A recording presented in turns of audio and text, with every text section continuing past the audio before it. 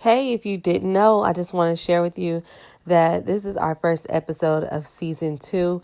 And I just want to thank everyone who has been listening and keeping up with us because it has been so fun. Despite what's going on, we're still trying to bring good content and bring about good conversations. So thank you guys so much. Thanks for pulling up a seat, joining the conversation, liking, comment, subscribing, all of that good stuff. And also, you guys, our shirts are available online at lashare-lashawn.com. So please go ahead and check those out and grab you one. Thanks. Hey, it's Charmane here with Charmane's World Podcast. Just wanted to chit chat with you guys real quick. If you are ever interested in starting your own podcast, hey, I'm all open for any questions you might have. But I do want to just take a second, tell you a little bit about Anchor, which is the app I use to host all of my podcasts because it is a one-stop shop for recording, hosting, and distributing my podcast. Best of all, it's 100% free and ridiculously easy to use. And now, Anchor, they can match you with great sponsors who can help you advertise on your show, and that means you can get paid to podcast right away. In fact, that's what I'm doing right now by recording this ad. So, if you have any more questions, hit me up.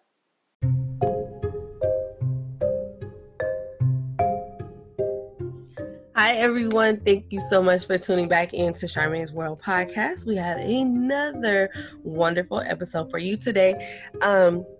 It's been so much going on. It's been about a month, I think, since our last episode. But thank you guys so much for bearing with us. I just wanted to give a shout out to everyone who's purchased our t-shirts that launched, as well as our stickers, and who have been sharing the show, because since during this time, a lot of people have still been listening. So the views are actually going up. And I just want to thank you guys so much. And thank you.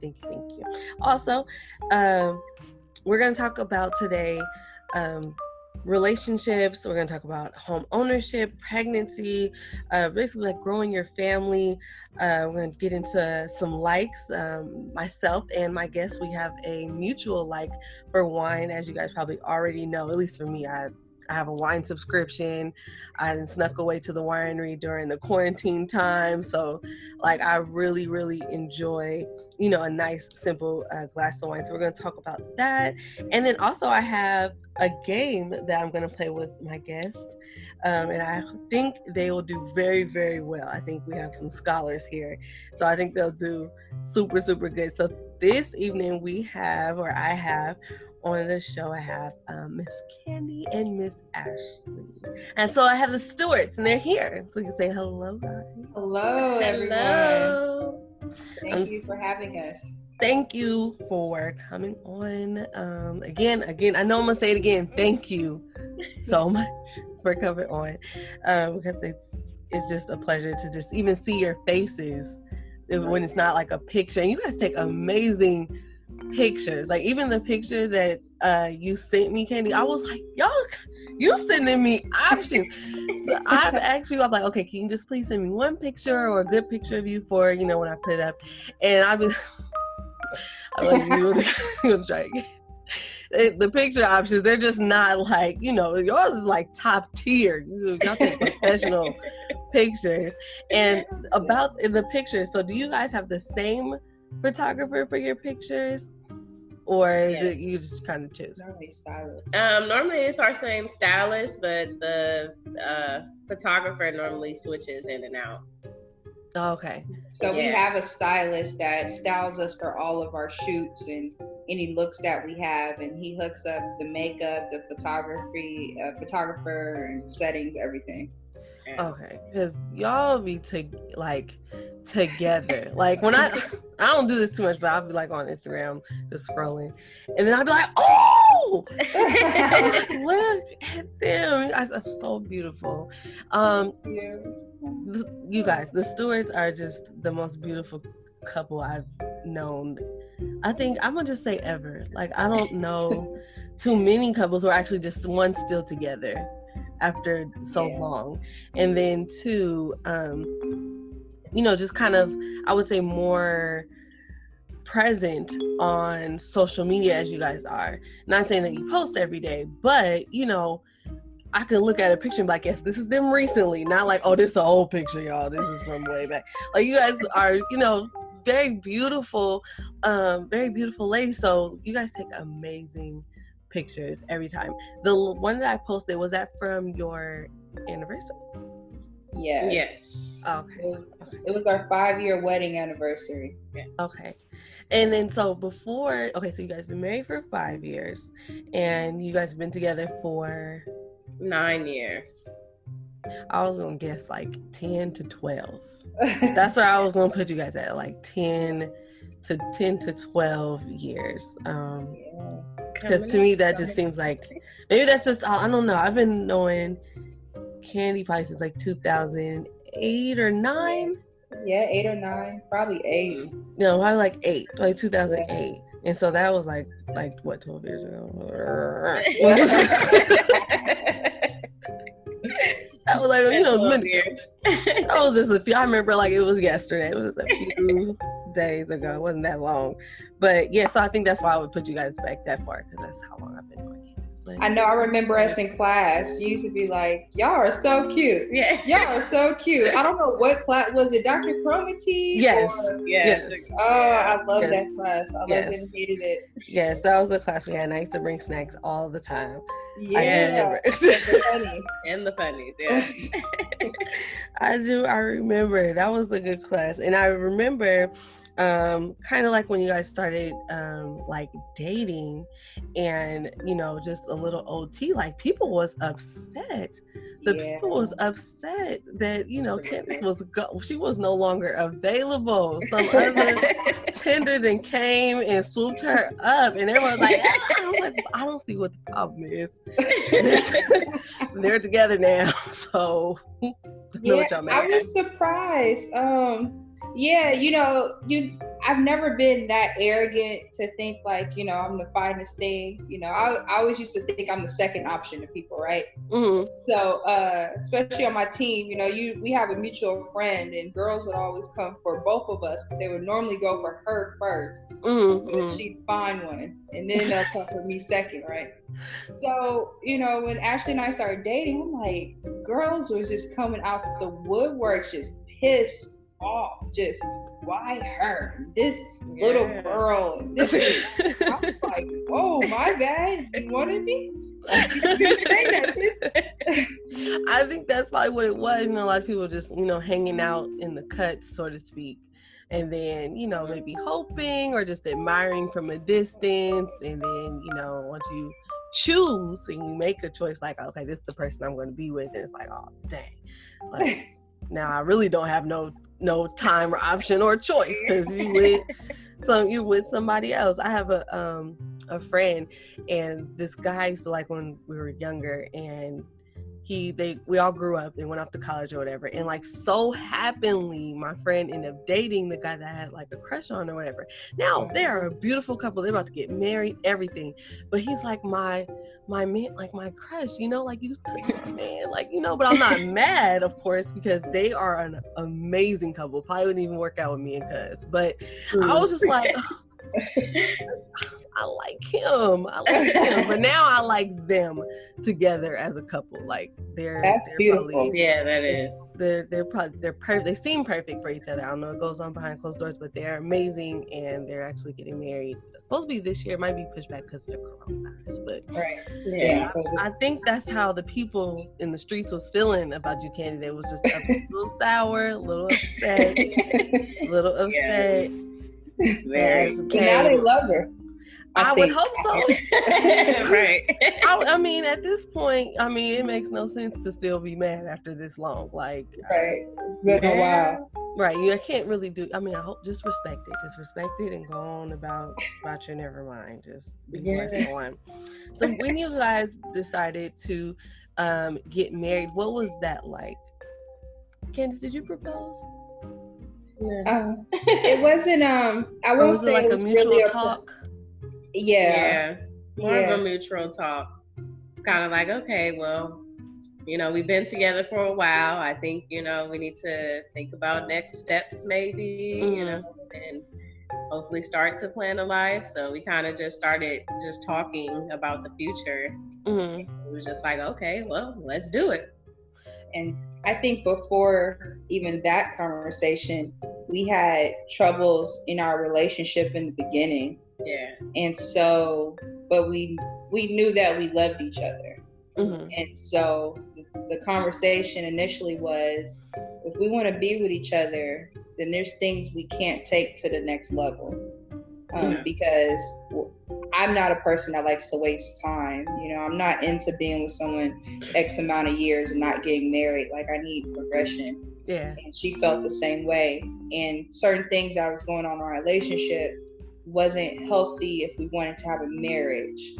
So we took time to work on those things.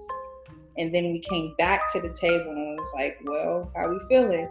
And then that's when, like Ashley was just saying, like, then we're like, okay, we've been together, we worked on it, like, I think we could do it. So, and that's when, so I think it was like our, that was like our 3rd year together. We had to talk like we think we're ready. Mm-hmm. So the 4th year we were together, we got married. Okay. So would you submit that it doesn't take all day for someone to know that they want to, you know, I would say make it long term, or, you know, be married, or it kind of like know where they're going? But it also sounds like, from listening to you all, that conversation and communicating is very important also, like on what you want, or, you know, where you see things going, because people will be together, like you said, for a long time. You just be like, so what y'all doing? Yeah. So what y'all doing? So when you got married, did you have any like flack or feedback from like friends or family who didn't agree, whether it been because you guys are two ladies or because they didn't think you were a good pair? Because, you know, they say that part. I don't know if y'all had that at the wedding. They be like, you know, speak. We chose not to have that part in our wedding. Yes. Oh, okay. Yeah. I don't we know. Opted out of that. Opt out. You can opt out. Oh, yeah. It's your wedding. You do what you want. I guess so. Cut it out, Pastor. We don't need that. We don't want nobody to have no choices. If you showed up, then you support. That's it. I would hope so. I would totally hope so. I have heard of someone doing that to somebody's wedding, and it just wasn't nice. Yeah. And those times I'm like, you probably shouldn't have said that. You should have skipped it. Like, you didn't know that somebody would be there who would object. Like, I just like, that's something you kind of would know is coming. Like, somebody is going to come and they not really feeling it. Like, that would be like the worst thing. Even if it was a terrible marriage, I just still think that's like the worst time to say something. Like, any objections or anything like that. Like, hold that. Just hold it. Like they say, hold your peace. Yeah. Hold your peace. So being married, it's been 5 years. 5 years is like amazing, because, you know, some people can't even complete 4 years of school. So, you know, after 2 years, you're like, you know what? I'm thinking I'm just going to do something else. Yes. I'm going to do something else. If you had 5 tips to give, what would you give in regards to maintaining I would say successful, and success doesn't even mean you get it right every time, but just to have a good, healthy relationship? I know one would be communication. The second one would be remaining friends. That would be the most important to me. Yes. Probably the main one and most important one to anything we say, actually. Yeah. It's being really good friends. I think that's important. Communication, I would say, you know what? I think 5 for me right now would be too much. Because I think with friendship and communication, I guess maybe the 3rd would just be building a good foundation. Because that's what we built our marriage and relationship on. It's a foundation. Like, that's why we are here today, because of what the work we put in prior. You know, I don't think I have 5, because I don't agree with typical things people say, like love and, you know. I wasn't looking for like, you know, love always, and, you know, stay strong, stay you know, I true. would say, laugh, make each other laugh. Yeah. Mm-hmm. Good laughter. know? I think good camaraderie is important. Yeah. That sometimes I've noticed in like friends, relationships, or family, and it just seems kind of stale. Like, it's not, there isn't even like a playfulness or youthfulness within the relationship or between the two individuals. And I think if you're not able to, you know, be able to, one, laugh, and then two, be able to, you know how to make that person laugh, or be able to engage with them in a fun, spirited way. It just, to me, it's just almost just like a setup for just sourness. I don't know why I'm stuck on that word sour, but it's just like a setup for that, because sometimes just a good laugh, a good smile can totally turn, you know, the mood around, you know, for the other person. Even if you're upset, I think, with them, or you're in a relationship, I know I've been in one, just kind of upset. It's not even really that person's fault, your partner's fault, or anything. And just a good, you know, hug or a good joke, or send me a meme or something in the text messages, like something funny. You know, you have your own inside jokes and all that stuff. I think that it really matters. So I like that, Candy. Laughter is good. Would you say like love language? I think knowing your own love language and that other person's love language is very important. Did you guys read the book? No, I think life just, you know, took us there. Yeah. You know, because I'm big on that. We love differently. Which we learned early on in our relationship, you know, and you think someone doesn't love you or they don't care, but you can't make someone love you the way you want to be loved. And they can't love you that way. You know, they could try, they could be open to it, or you can be open and receive it the way they're giving it to you. And if it just doesn't work, it doesn't work. But you know, she likes to be told, you know, she wants to hear that I love her all the time. She wants to be touched, you know. So like words of affirmation, physical touch. Okay. And you guys didn't read the book? You guys never read Five Love Languages? We did like a survey type love language survey. Okay, it could have probably came from the book. Yeah, it possibly, And I'm like acts of service. Yeah. You know, if she does something for me, like if she goes and makes me a sandwich, like in my mind, she told me she loved me. Like, my girl loved me. And she cut it. Like if I wake up and there's tacos made, oh my God, like I'm going to kiss her all day. You know, like that's what I like. You know, of course I like other stuff. I like to be touched. I like to be told I love, but when she does things for me, that's what I love. You know, and that's how but we didn't know that in the beginning. I'm telling you, that'll have you ready to just pinch somebody. Like, what is wrong with you? Like, I'm trying to, how do you not know? Like, I'm trying to, but if you're not trying to be in tuned or in sync or and talk, because you're not gonna know, you know, you wouldn't know that, you know, Candy likes, you know, you to make her stuff or do something, or, you know, maybe a small little gift here and there, or I thought about you at the store. You thinking like, why is she tripping? Like, I told her I'd get to it or something, like, you know. That's how it was. Like, I told her I would get to it, like, chill. It's like, I'm asking her and she's not. And a lot of us go through that so much. And I think just spending that time, but I think first you have to want to know. You have to want to know, try, and you got to ask these really good questions. And I actually read the book because I'm trying to be more informed. Someone asked me, they're like, you kind of know all these little relationship books and self-help books and stuff like that.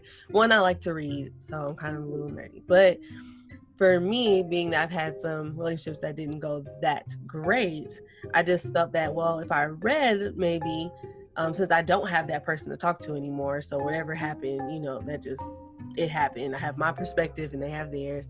But I felt that if I read maybe a little bit more, it could at least kind of prepare me for, maybe the stage where you all are at. So you guys kind of had to figure it out. Whereas now for me, it's like, okay, I read this book, so I know about love languages already. So when I meet the person, I'm thinking, I can even ask, like, what's your love language? Just flat out, instead of having to be like, oh my gosh, like, and I can kind of see it, like, okay, you like affection, like, okay, you want somebody to rub your back, and that's how they feel love, like someone being there. So that's why what made me actually read the book. But knowing that you guys didn't, to me, it's almost commendable, because some people be together and don't know what a love language. Oh, okay, like we used to have unnecessary just fights in the beginning. I think our first year or two was the most stressful yet exhilarating experience I could say, like, in the beginning, prior to marriage. I mean, we just got into it so much. And this is the first year dating or first year of marriage?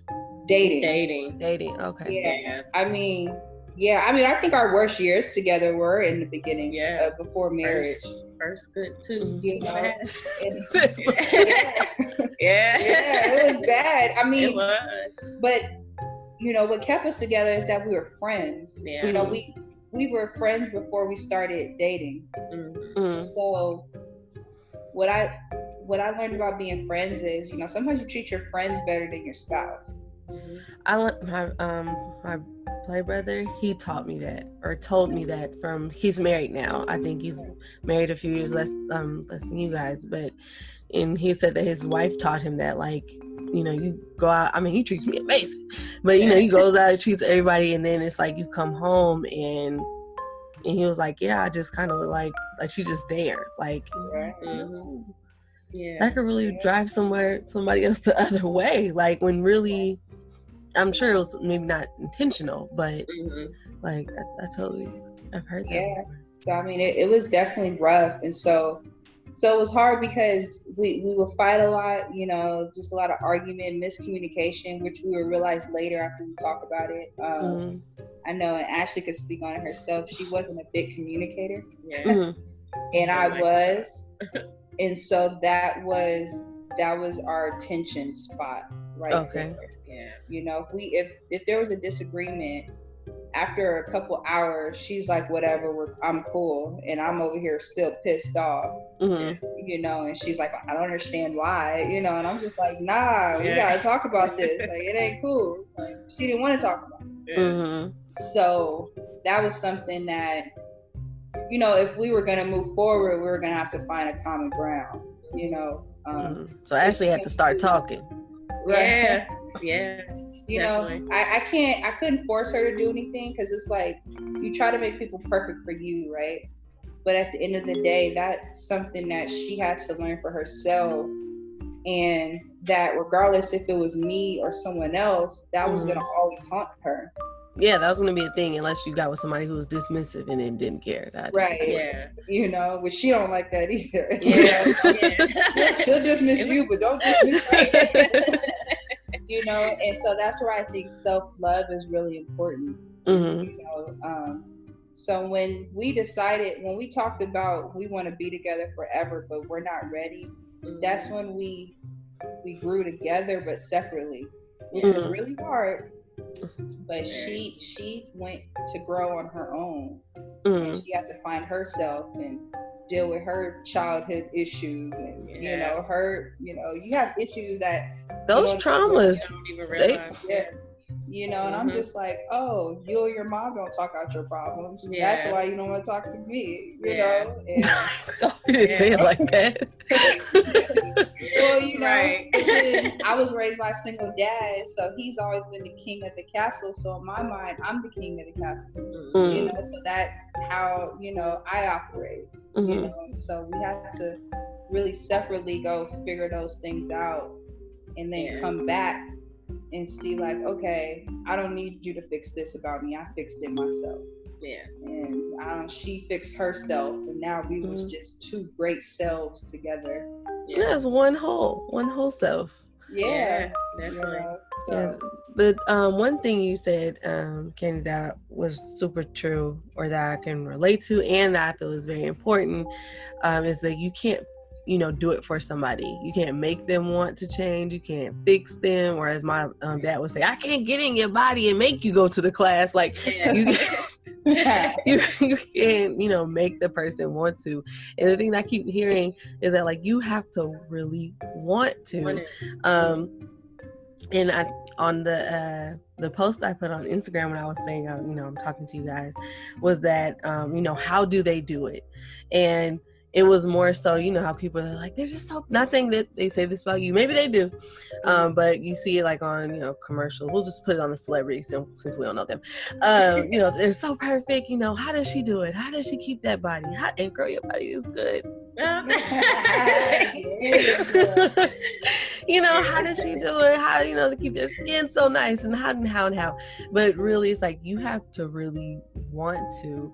And Ashley, with you, saying that you weren't really communicating, that much or that well, because sometimes we think we are communicating, but it's not, where we probably should be, or how your partner, boyfriend, girlfriend, whatever, how they, will even accept it. Because how I communicate with my mom, because I have, we can say mom issues, is not, it wouldn't work in a relationship. It wouldn't work. We wouldn't go far. We wouldn't make it from here to the next block. Like, it just wouldn't work. And I'm so glad that, I've done work to be better with that, because it was a problem,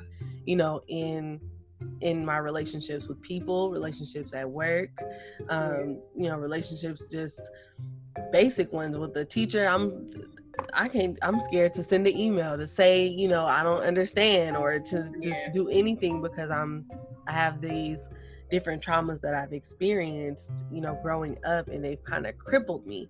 But yet I feel like I'm just so ready to be doing life together with someone else, with all that they come with. And I don't know how people be thinking. I thought that was gonna work. That hasn't. Didn't work. That's what a lot of people think. Right. It didn't work that well. So Ashley, like, if you can, like, elaborate, like, what steps did you take to become a better communicator in your relationship? I had a lot going on when we came in, coming into this relationship. So just, first coming out, and, my mom and my parents, family wasn't very accepting, so I had a whole lot going on. And plus, I was 18, so I was still, trying to figure things out. So it was a lot of tension. So I basically just had to just stop and just listen, to how Candy felt, and, the things that I was doing, anything that triggers me, I'm just, I'm quick to fire off like a little firecracker. But I had to really just, just be patient, with myself, and just really had to work on myself, and basically just take it from there. And it just started to progress. I had to keep listening. I had to keep working on myself. Okay, don't fire off. Okay, like, these are her feelings. If this was you, how would you feel? So it was those type of things that I had to keep reminding myself. With even like you said, with the process of coming out, and how I can just imagine how that can be a strain, or stressful, scary, unsure, especially when, everyone isn't all, green lights for you. I know just in society, because it isn't, I was about to say neuronormal, but that's a brain term, but it's not your normal way of being, per se. But being in the relationship that you're in with, were you with Candace when you came out, or no? No. Before? This was before. Yeah. So it was right after I graduated. I think I was just like, okay, it's time. Like, what I want. This is what I know for sure. So I basically came out to my mom, and it wasn't so well. Mm-hmm. I wind up meeting Candy, and it was just like our relationship. It was just like we was just friends. I was always on the phone laughing, So it was something that kind of just took away from just whatever my mom was feeling. Mm-hmm. Kind of just was, well, this is what makes me happy. I have fun, with this person. Yeah. So I kind of had to. It was stressful. I understand, or I can empathize, should I say. I've never experienced it, but I can certainly empathize and, put myself in your position. And then trying to be in a committed relationship now, or at the time, with Candy, she's our season. Yes. Yeah. Our seasoned Candy over there. And trying to, navigate the waters of just relationships with another person, like I was saying, just wanting to be with someone else, and you kind of have a lot going on. And I know Candace probably has the things that she carries with her or brought into the relationship with her also, and then trying to live together or be together, because I know y'all didn't just move in together right off the top, but now you guys are together, and trying to make it permanent, and you guys did, because you guys are now a married couple. All right, so how did we get stewards? Why did we go with Stewart? I mean, that's me. I'm a steward. I know. I just, I will say that out of respect, I asked her, would she like to have her name as something? Because I was willing to. I didn't want to, like a hyphen. Hyphen, or even go with her name. I did put it out there, but you just do that because you're being nice. But I was just about to say, even the way you saying it is just like, I did ask her, but and I just said it better, when I asked. But I've always had pride in who I am and my family, and I've always been a steward. That's just me, and I wanted her to be a part of that. And I was hoping that she would be, but I wasn't going to be upset if she wanted to hyphen her name, because I understand identity and what that means, because I know what it means for me. But for her, it seems like she was just trying to be a steward too. Trying to join the steward gang. Yeah, basically. And then for me, it was like me coming into like a new person. It's kind of like I left that, my maiden name, that person behind, and kind of transform into this new person. And it was just like I wanted like a clean slate. It's almost like getting a new name. So I would say like the process when anyone gets married, and some people don't change their name, but when typically you get married, you change your name, you may or may not, depend on your culture, move out of your parents' house into the home of your own, or you guys may come together. I know someone was telling me about it. I don't remember the culture exactly, but they get married, and then sometimes they live in one of their parents' home until they're able to save to get their own house, and then they, move out later. So I totally get that. Now you're a whole new woman. She's an honest woman out here. Out here in these streets. And now you guys are the stewards. So how did we get to home ownership? What was that road like? Because for me, intimidating slightly. Scary. These are the words I think of. Home ownership. Scary, costly. You want to know how much I make. I don't even know if I'll be making this in the next couple of years. Credit and just the looking process, the getting the house inspected, hoping it ain't got dry grout. It's just so much. You don't want the ceiling caving in on you. You go buy the house and they tell you you need a new roof. Wait, don't want it. What steps did you guys give, just in short? Because when I found out, I was really inspired. Like, wow, like they did it. I know if Candy could do it, I know I could do it. But I know that there's so many steps and a lot of discipline that, comes along with it, which is what I've been doing, I would say, since maybe a year and a half ago. It's been like on my vision board and stuff, because I do vision boards, and I'm like, this is what I want, but I know that there is going to be a tight road that I'm going to need to get on and be committed to and disciplined enough to get there, because I don't have the family that's just like, here's your down payment. And there are families out there that's doing that. Like, here's your down payment, or, once you get married, we have a house for you already. Like, and a lot of us, we don't have that. We're just not afforded those options or such fond blessings. Yes. Definitely. Well, in the beginning of our relationship, we kind of, during the time that we was trying to both find ourselves and grow as a couple, we were homeless, for 3 years. And we got married. We were still living in a room. And then my god sister wanted to basically move out, and so I was like, okay, well, maybe this is the perfect time. I was like, we've been here for 3 years, we kind of finally started to get back on our feet. So it's time. We've always talked about, owning our own home and all that stuff, but that really came into play, we was homeless. We didn't want to have to, go through that again. Rent always going up, especially living out here in California. It continues to rise. I was like, we need our own, our own space. Yeah. That we can, be comfortable, don't have to worry about where we're going to live the next year, things like that. So her family wound up having a house that they were remodeling and putting together. And basically they were saying, hey, see if you can get pre-qualified for this, and we was like, whoa.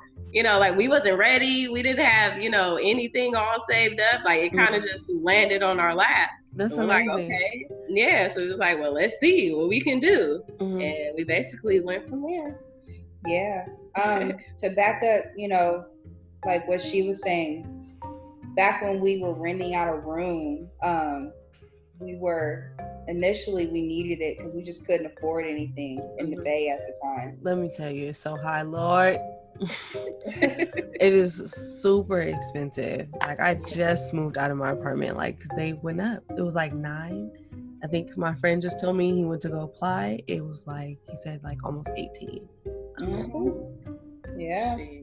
Yeah, it's expensive, So, I mean, well, before the home ownership, just a background of how we lived. When we got our first apartment, I was going to Cal State East Bay. I had graduated from Contra Costa. And, I was paying out of pocket. And so we're living in these apartments in San Leandro, really nice, and for us, it was like our rent was $1,100. So that's a lot when you're 18 and 21, or 19 and 21.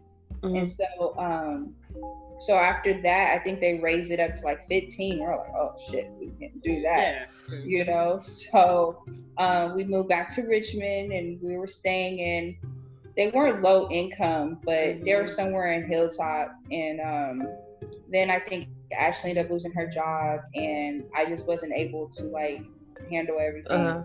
So that's where we ended up renting a room. And so once we were in there, and we got back on our feet, but we didn't realize how much we had got on our feet until you get uncomfortable. It's like that story of like one of the animals that live in a shell, and they get uncomfortable and they need a bigger shell. And so we were just unhappy. So when her god sister was like, let's get a place, we're like, oh, bet, let's do it. In the midst of that, my sister Savannah had bought a house, and hey Savannah, right, shout out to Savannah, right, and she inspired me. People always hate sometimes when their friends or family come up. Savannah was a single woman, bought a house. And that was like, okay, that's what I need to do. And I looked at her life, and the only thing she had different from me was that she had a really good job. So I said, that's what I need to do. And she inspired me to do better. So when we moved out, we moved to Vallejo. We're splitting our rent. How much was our rent? Like 16. It was 16, so we're splitting it in half. Yeah. So we're splitting in half, whatever. Her sister moves out with her boyfriend. We ended up getting a new place. Yeah. We were lucked up. It was like $1,000 rent. Timing. Super small apartment in Vallejo. Yes. But it was us. And we wrote down on a piece of paper. We're big on like writing stuff down. Yes. When we write stuff down, it comes to light. Like it really does. So this was what, 2017? We were there, and we said we're not gonna move until we buy a house. This is the last place we're gonna live. We didn't buy furniture. We had cheap plastic stuff. We had your clothes. You know those cheap little plastic bins you put your clothes in? It'd be all broken. Yeah, you know, I keep it nice though. Yeah.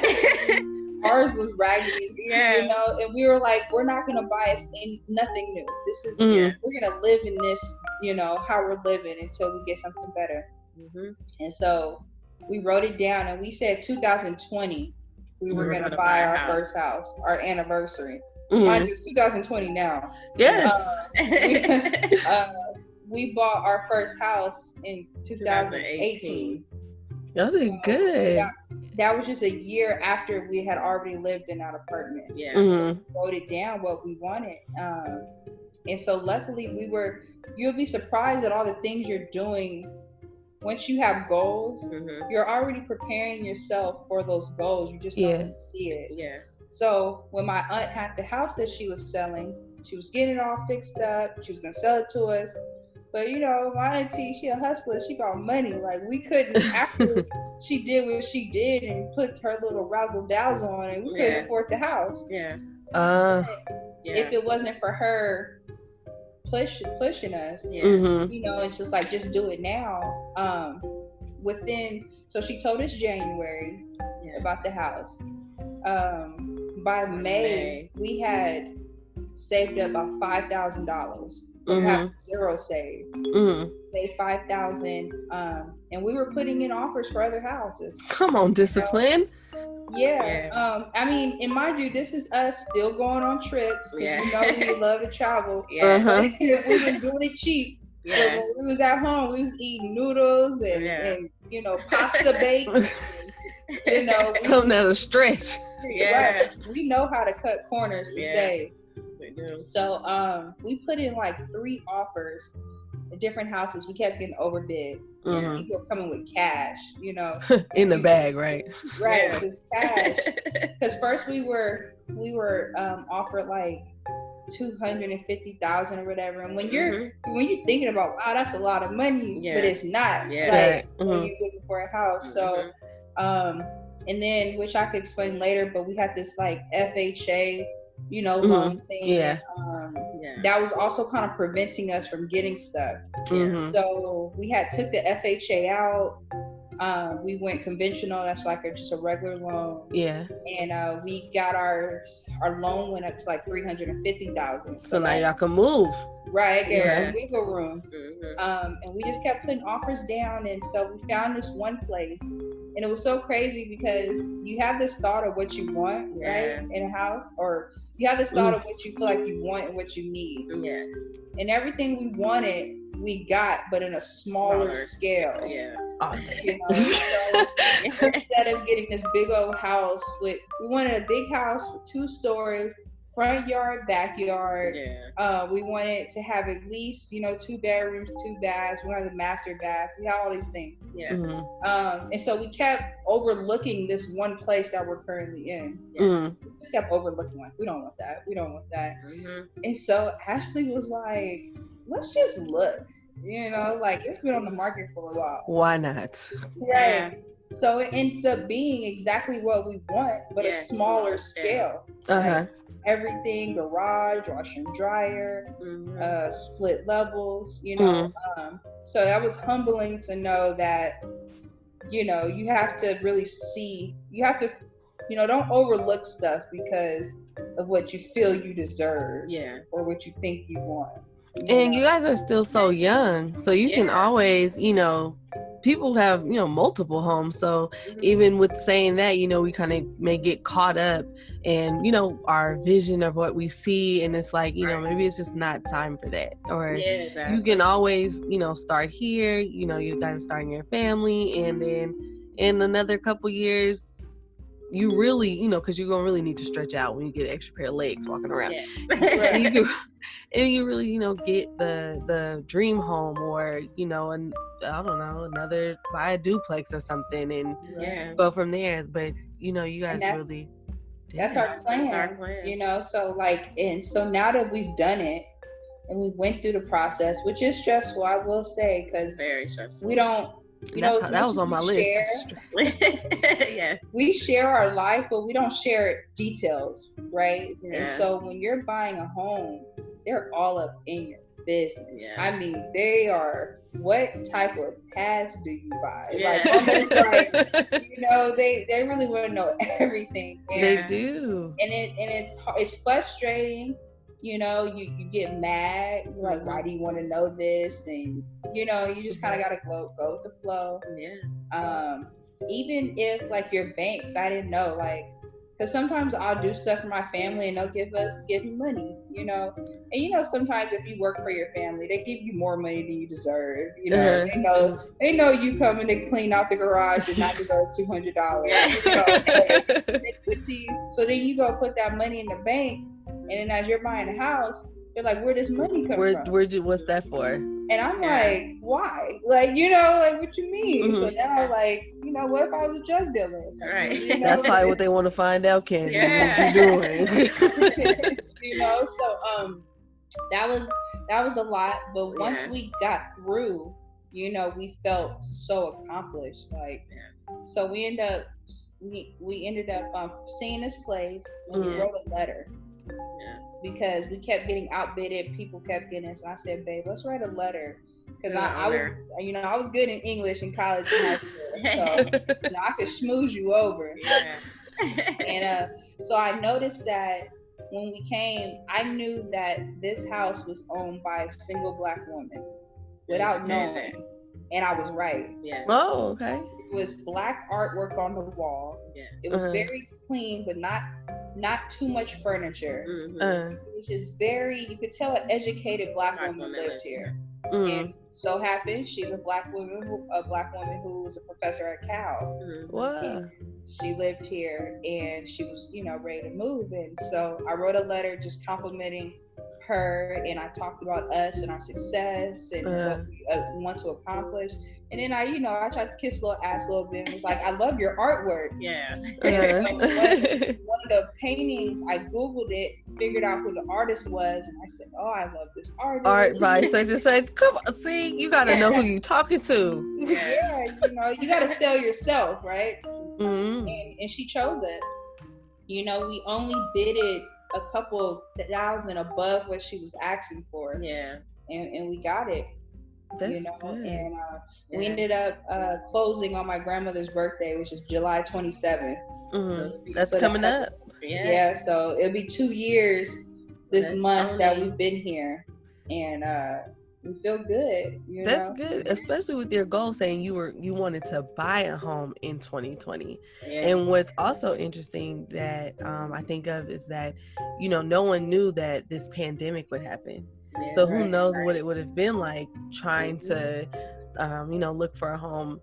My dad is looking for a home right now, and people are still moving, buying homes or whatever, but it's a lot slower. He's saying like the process is a lot, people, you want to go in the house and view it. Yeah. And some people are just like, no, because, we don't know you, so, all that. Yeah. So it's just amazing that it happened a lot faster, sooner, and I would say when you needed it, because who knows what your situation would have been like come December 2019, and you're like, all right, babe, we about to start these house hunting. Stay in the house wherever it is you live. Yeah, and that was great. I mean, that taught us not to wait. Yeah. That taught us, and that's what, like, a lot of our friends, which I'm happy, I'm really happy, both of us, that we inspire our friends to want to buy homes, because that's what we want. Yeah. You know, a lot of people don't do things because they don't have people around them doing the same thing. Yeah, or to show them so you can. Sometimes you and actually stop. I had to get off social media for a whole half a year as we were buying a house, because we tend to try to look up to celebrities, right? And I watched Kevin Hart's Snapchat a lot, and you look at his house, you look at what he has, and you know, you feel like that's success, but that's his success, you know. And even that is, when you think of it, you know, I'm sure he's super grateful for what he has, but to me, just what most people seem to want in life really isn't to have the most or the biggest per se, unless you're just some egotistical person. But usually it's to be able to have a good quality life, be able to pay your bills, be able to, you know, have a roof over your head, be able to put your kids in school, just kind of like those basic everyday common needs that we all have. But to us looking in, it's like, now that's when, like, that's what we need to aspire to, babe. Look. And I didn't like that. I didn't like that. That's what I thought, or that's how it made me feel, you know, because it's what you can afford, and then what you got, what your options are. You know, you realize that, oh, I might have to move to Antioch and be in the hood, or I might have, you know, like, you know, your options, but that doesn't mean that it isn't an accomplishment, you know. So, or that you're any less, or you're not as valuable, or you know, are any not smart, or anything like that. Sometimes it's just, this is just where you are right now. And the amazing thing about like great opportunities and blessings is that they come around. Like, your time is for surely gonna come, I think. And I like that you guys said you know, you wrote things down. I'm super big on writing things down, my plan, because I moved on with Richmond, living below now, and so, you know, I moved with a plan. Like, okay, I'm gonna save this, I'm gonna pay these things off, and you, like you said, you don't even realize it once you've put in your mind, like, this is what I'm gonna do, and you look up. I've looked up. It's July. I've been out here since May 1st. And I've already, you know, knocked things out. And I like to tell my friends that as well. Like, you know, you can do it. We spend a lot of money on frivolous things, and you know, there's a lot of things, and saving, you know, putting away $45 here and there, or $200 here and there with discipline, you surely, it's possible. But I do also acknowledge that it's tight out here. Just period. Like, just to even take a trip, like, I'm going, and I've saved for it, but even still, like, in the back of my head when I'm going, it's like, the rent is but see, that's what we, you know, it's funny, our first trip we took together was our what's it called, honeymoon. You know, so that was the first trip, but we realized that's what we love. Like, we realized that's part of your health, self-care, I think. I like that was our thing. So we were like, oh, we have to work so we can travel. Like, you know, I don't care where I shop, I don't care, you know, like, people, you know, people always admire the things we do, and they think we have so much money, but like, we drive a little cheap car. You know, we live very y'all rich in heart, under our means, just so we could travel. You know, like, we don't own Jordan. I mean, I've never been a Jordan person, but like, there's just certain things that other people like. They're a little high end type of stuff.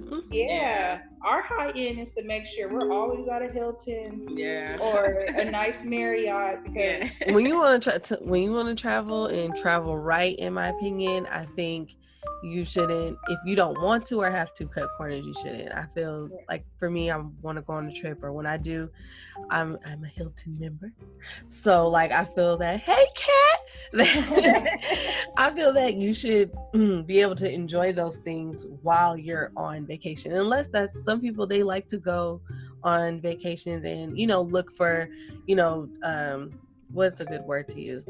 They on a budget, you know, they kind of look for, you know, what do you call those places? They're not hotels, they're not Airbnbs, like hostels. those, or dang, what's the other word? Where it's kind of like a bed and breakfast type of thing. Okay. They look for stuff like that, but that's just what they like to do. And I feel like there's, nothing wrong with that. Some people, they just, they thrill off of finding those type of deals. But for me, and what it sounds like for you, if I'm on vacation, I'm gonna do it how I would like to enjoy it. And I think that's what you guys. Don't get us wrong. We done budgeted too on some trips just for our peace of mind to get out. I mean, we got a spot in Koreatown in Los Angeles that we go that we know is cheap. But it's also cool. We in the cuts. It's cheap. It's a little Airbnb. It's like a studio, but a house, but it's cool. But that's where we go if we need to save some money. I read a book and it was talking about, like I mentioned, like vacationing. You should add that in as your self-care and budget for it, just like you would your PG&E bill, water bill, or anything else, because with the lives that we live these days and how stressful they can be and how demanding they can be, that time away is very essential. And the average American, I believe, travels twice a year. Like twice a year. And there's people who ain't traveled no time in the year. So being able to fit that time in, away from your normal, routine, I think it's super, super important. Because when I found that out, I started to think, well, how many times do I travel? That's crazy. We travel like at least like 6-7 times, like at least 6 or 7 times within a 12-month, period. And for how many days? At least 3, minimum 3. But we do at least 2 big trips out of those 6 or 7 trips we do. And the little trips are just LA or going to San Diego or those Vegas. LA runs be clutch in my opinion. Because there's always stuff you could do out there, right? You can spend it however you want. I mean, she took me to All-Star year. Was that our anniversary gift or a birthday gift? Something All-Star, and I mean that was popping. I mean, you just in LA, but you All-Star weekend LA. It's busy. That's a new LA. This past year, so what's been hard for us is that we haven't traveled at all in 2020. So this has sucked. Did you guys have plans? Oh yeah. I mean, but plenty. Ashley, all right, who didn't? She's the travel guru. I mean, we could not have plans, and then she'll have plans for us. So I just wouldn't know about it. She'll be like, "Oh, babe, take this day off." I'm like, "Oh, okay." Because we going to. But 2019, we traveled all year because we knew we were going to be pregnant in 2020. So we take a trip every year on our anniversary. That's a tradition for us. And then we try to just take little trips there. For some reason, we always take a trip in September. So our last big trip was Mexico. We stayed out there for like over a week. Wow. It was an all-inclusive, adult-only hotel. No chillings. No children. We about to have one, so F these kids. We went to someone else's house for Thanksgiving in Seattle, but we've never done that before. So we just wanted to try some new stuff, and we got pregnant in December. And so I've been pregnant all year now. That's exciting. The pregnancy is the still. Yeah, oh my goodness. So that's exciting. Like, that is so exciting. Being that, one, a lot of our peers are probably already have been pregnant. I know a lot of mine have. They've probably been pregnant a few times. A few times in life. I've been pregnant one time. No, I've been pregnant 2 times. But I didn't go through with the pregnancy. And that part for me, if I could share my testimony real quick, I always think about it when I see other people go through with their pregnancy. Like they decided, I'm going to keep it, or they planned in advance, like, I want to have a baby. But I always feel like wow, like, you decided. I don't know. I don't know if it's something that I learned or a feeling that I felt in regards to around the conversation about having kids. I've always felt that, like, if you decided not to, which is probably weird because I don't really believe anyone ever told me this, but it's just something I felt like, that if I didn't go through with the pregnancy, that I kind of was like, I don't know, like giving up, or kind of like copping out on the wrong decision that I made or something like that. Yeah. So every time I see someone who is pregnant, or they decide to, no matter what their situation is, I just always feel like that's so commendable, because one, the reason why I just didn't, it is not a good time, not a good partner maybe, or I'm saying maybe, I know what it was, not a good time, but can afford it, don't have, not really confident in the means to do so. But being that you guys are married and you've been together for for a while now, and you decided to go into this next phase, because some people, they opt out of not having children, especially being a same-sex couple. They may adopt, or just decide it's just going to be you two, and that's it. So like, what was the determining factor to decide, like, this is what we're going to do, and then also deciding who was going to carry the baby, since you guys didn't adopt?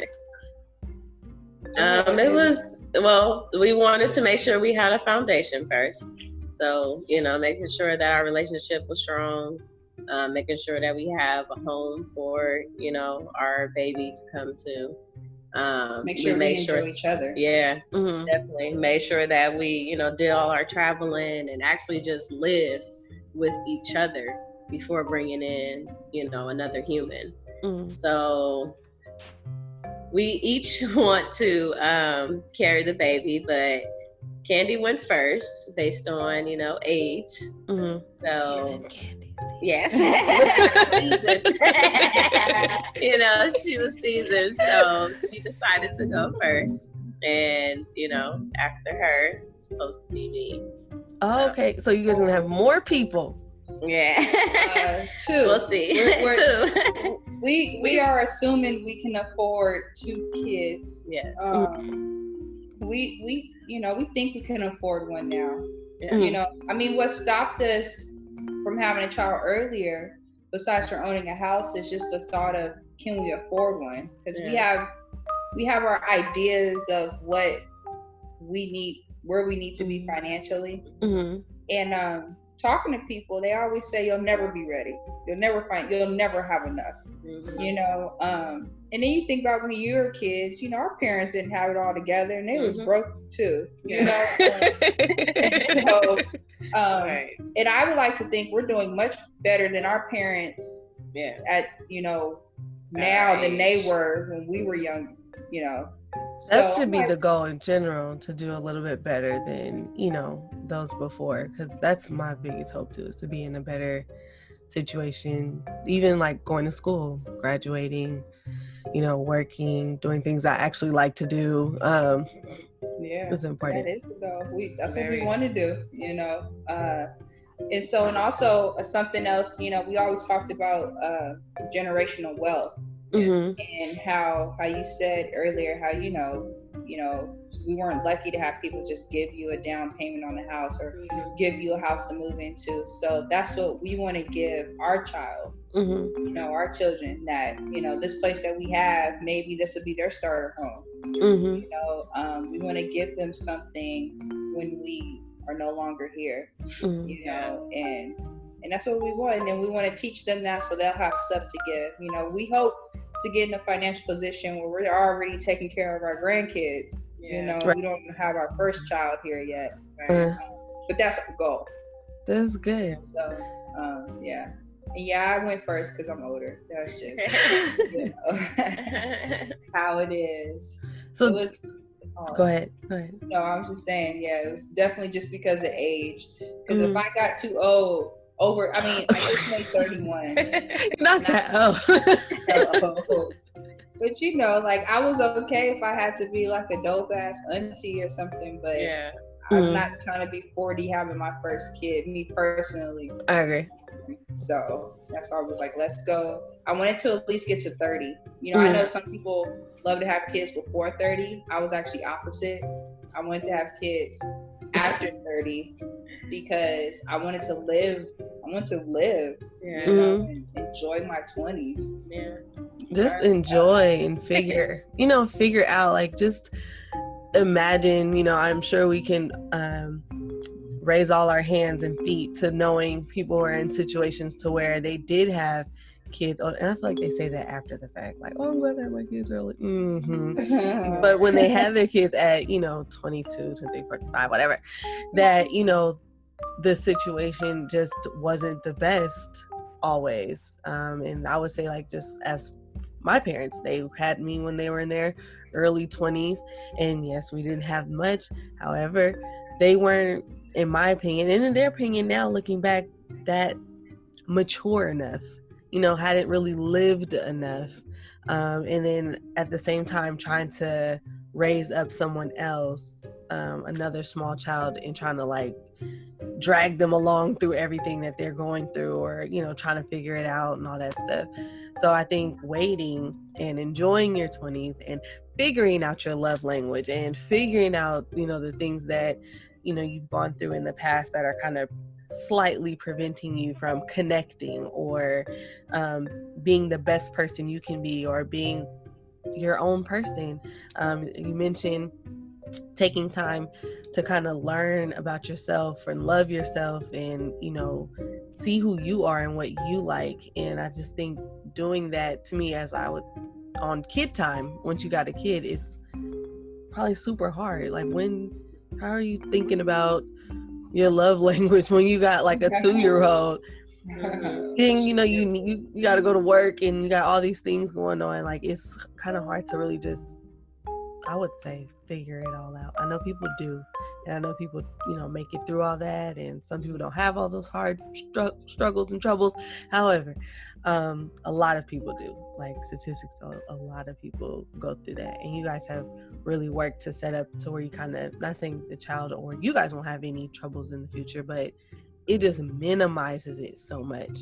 Yeah. Like, you're not trying to relive your 20s at 40. Let's say you did try at 40, or if you had the baby early, like you're now 35 trying to make up for the 22 year or the 21 year you didn't have, or something like that. So I think you guys did an amazing choice in my opinion, just waiting, giving your own self, you know, time to figure it out. Because that's, I think I'm just right behind you. I'm right behind you, girl. I'm right behind you. I'm gonna just follow y'all steps, and then we're just gonna go from there. Hopefully it works out.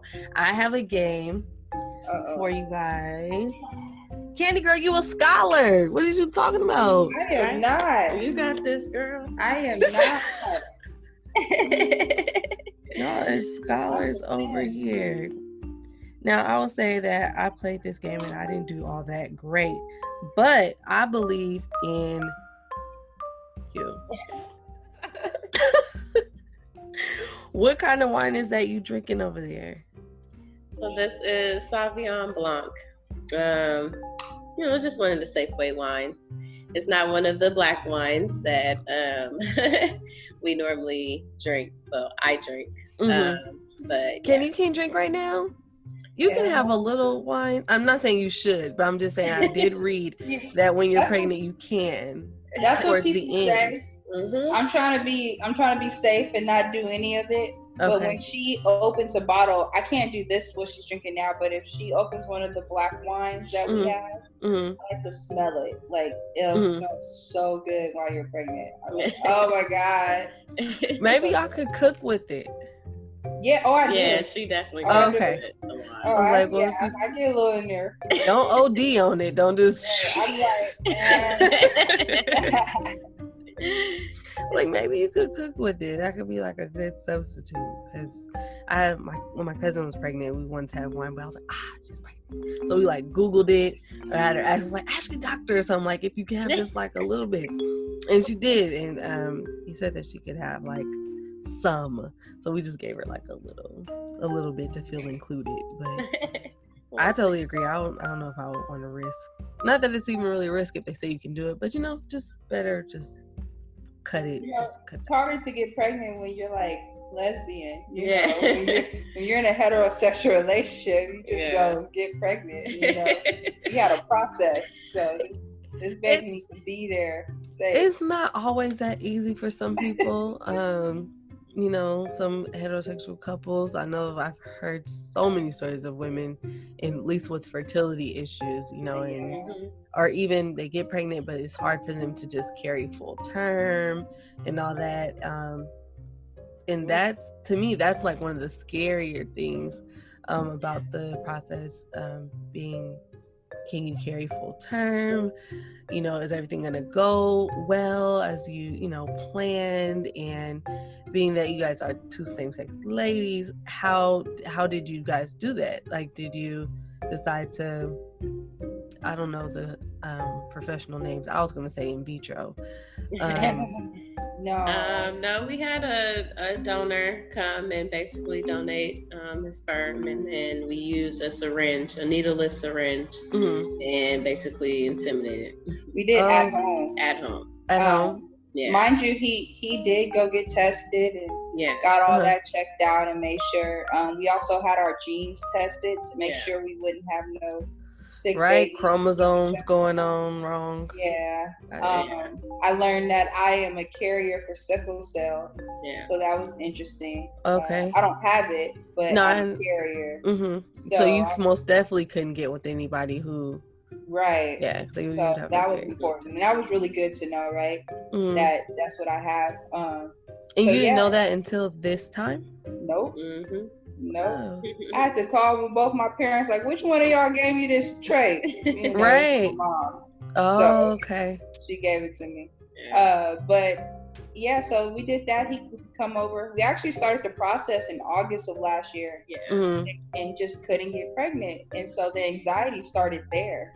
Damn, Candy, like, you can't get pregnant. Like, I've never been pregnant before. So, because I was doing the ovulation and tracking it and doing stuff, and then come to find out, we just weren't doing it at the right time. So my ovulation on the app was actually off by a week. Oh shoot, you early. Right. So I went, so something told me to get they have an ovulation test. Yeah. Okay. So I was doing that and realizing that I was ovulating way after the time you should ovulate. So I'm like, oh, that's why it's not working. So he's just wasting sperm. Yeah. Which they got plenty to waste. But he was great. He was great. Patient, and he would come over at weird times. So let's just say he was very comfortable in our guest bathroom. Ashley got really good disseminating. So in December we were like, okay, the first time using the ovulation tracker, we did it, and it was like, we did it twice. It was December 6th, December 19th, and December 21st. And I believe we got pregnant on the 19th. Oh wow, that's crazy. Are you guys friends with the? Okay. So I'm like, you saying he came over at weird times? I'm like, I know this just ain't nobody off the street. Because he worked, and sometimes he would get off pretty late. Coming from the city, and come out here, so make a deposit. And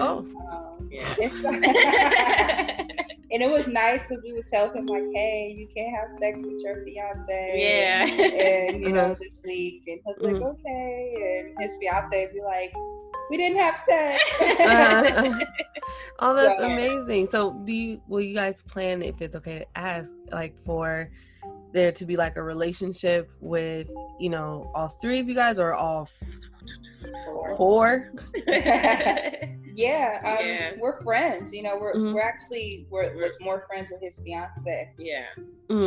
She's our waxer. Yeah. So those wax relationships, right? They just right. They just can grow. More personal than that. Right. She done seen some things. Yeah. You know? And so we built a friendship. Yeah. We were just telling her all about our life. Which crazy, it started from a Yelp review. Yeah. She worked at a waxing place. Yeah. We went to her the first time. I loved her, so I wrote her this amazing Yelp review. And then she quit and to wax on her own, go independent. And she found me on Yelp because I said that great review. And so she started coming to our house. We all, you know, we were in the process of buying a house at the same time. So we're just sharing stories. And then we told her how we had a donor, but it fell through. We were upset. She was like, my fiance, you know, has always wanted to donate. And, you know, and so, because she doesn't want kids right now. And so, she was open to it. So we all went out to eat one day and got to know each other. And then him and I started talking and we just went for it.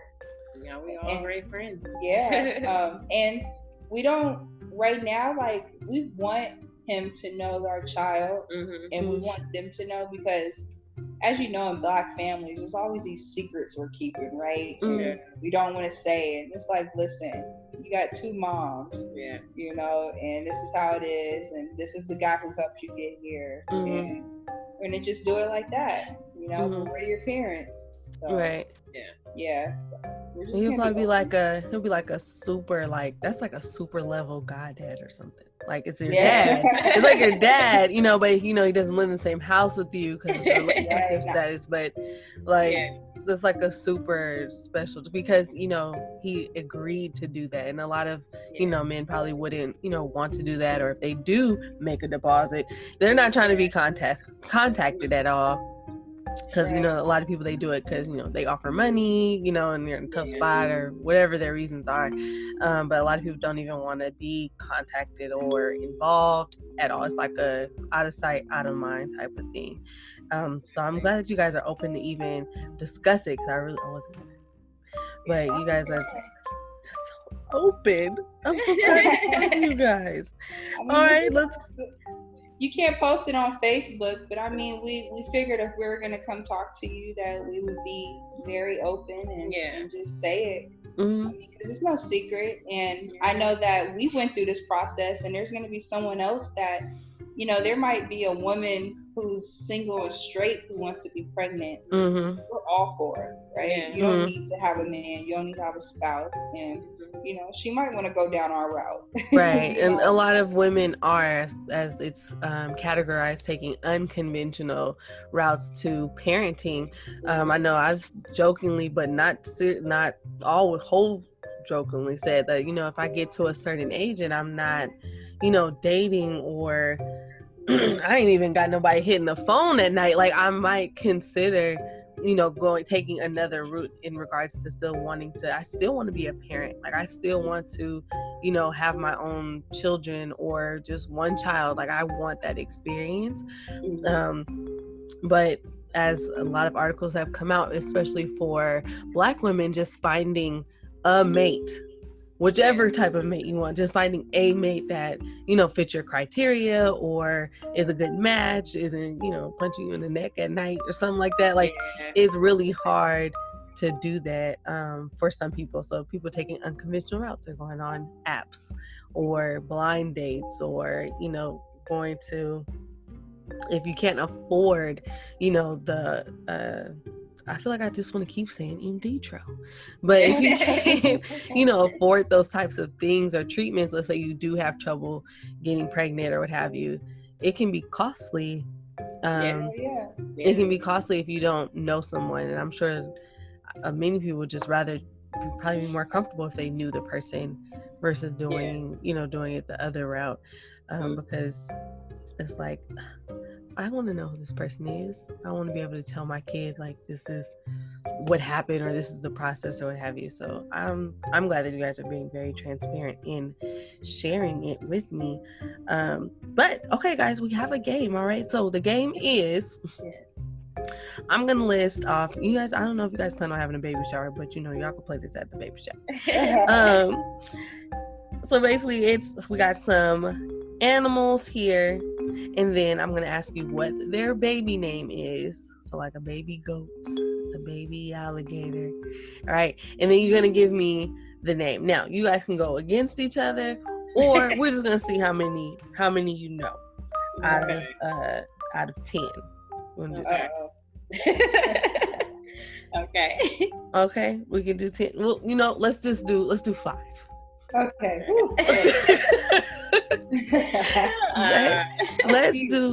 let's do 5. Okay, and it's not on a time, but if you're taking too long, we got to move on.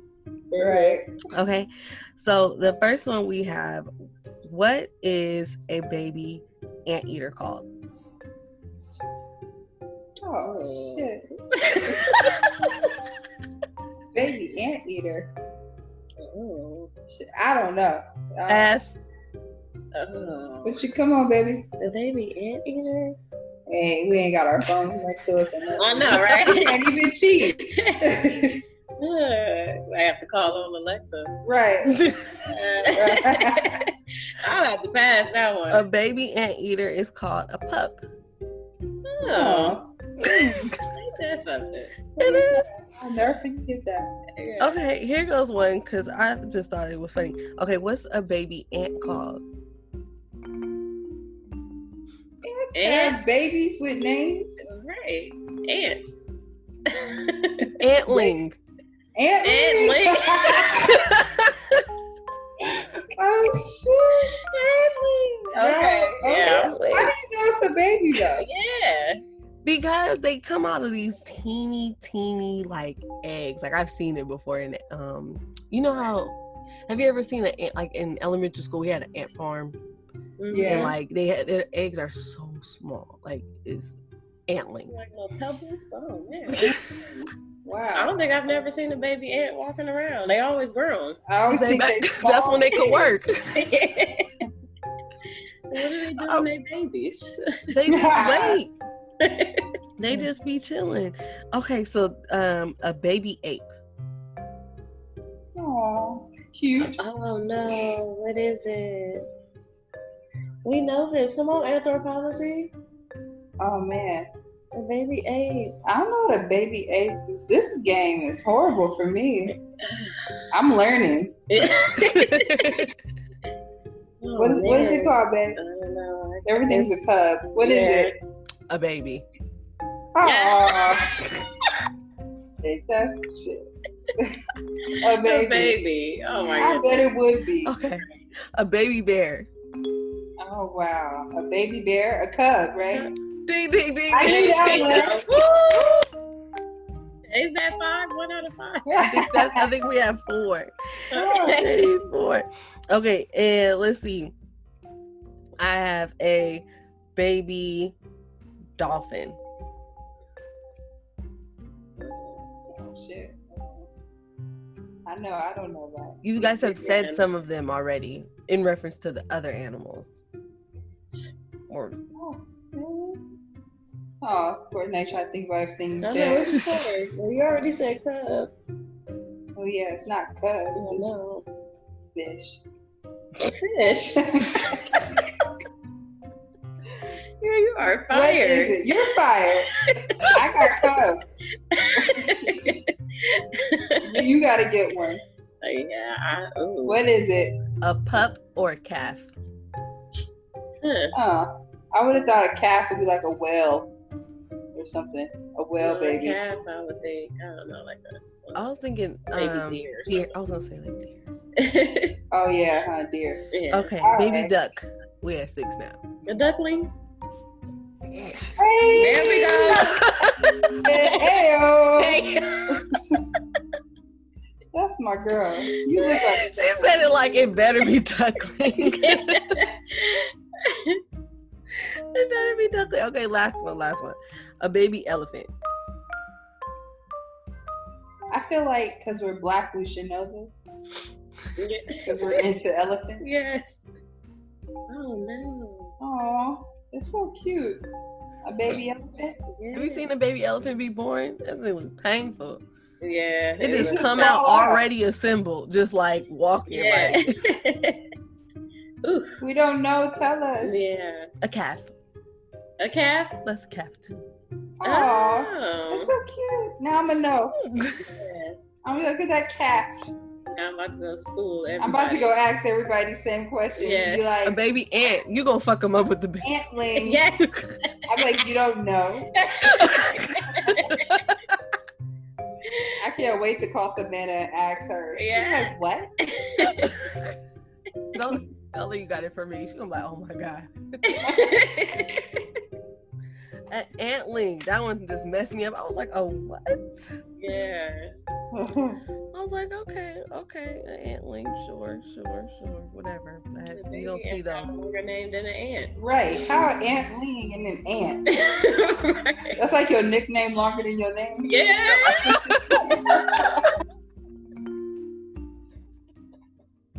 Oh gosh. That is such a good example. What the hell, man? Right. Oh. That is such a good example. I have a statistics for you guys that I didn't know. I don't know, you guys may or may not know what it is. But you guys have surpassed it. But it's crazy because I didn't know. So the statistic was, as we know, the rates on marriages lasting for over 5 years is like going down. So a lot of couples, they just don't make it 5 years. There's a lot of reasons that I attribute to that, whether it's finances, which is usually number one, communication, or infidelity. But for lesbian couples, the rate of them not staying together opposed to heterosexual couples is 30%. And heterosexual couples is 18. So the rates of women not staying together is much higher. But 5 years, theirs is 3 years. And you guys made it. Hey. Yeah, man. I can tell you. That makes sense. Yeah. I didn't know that. I just kind of assumed, I guess because there's not a lot of stats. There's more coming out, but there wasn't, I would say, when I first started college, on like the rates for same-sex marriages, because it was still so new. So there wasn't a lot of like data on it. There was some, but it just wasn't a whole lot that you could just pull from. So coming back now, because that's not something I'm just looking up every day, like how are people doing out here in these marriage streets? Yeah. And seeing that the numbers had kind of tilted, because mostly it was just like heterosexual was just like, through the roof, they're not making it. But seeing that it's almost like kind of balancing in a sense, like people just aren't staying together, and a lot of people are opting for other types of marriages, open marriages, or what was one that someone told me, that just the like life partnerships, or they just that's just their person. That's just their person. That's my Yes. I can believe it though. I mean, yeah.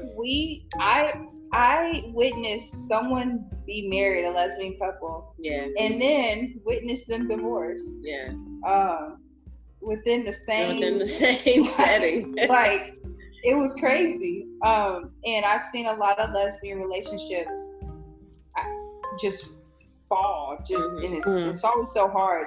And I think it's because like we'll get together faster, because I believe women are more open with their feelings, right?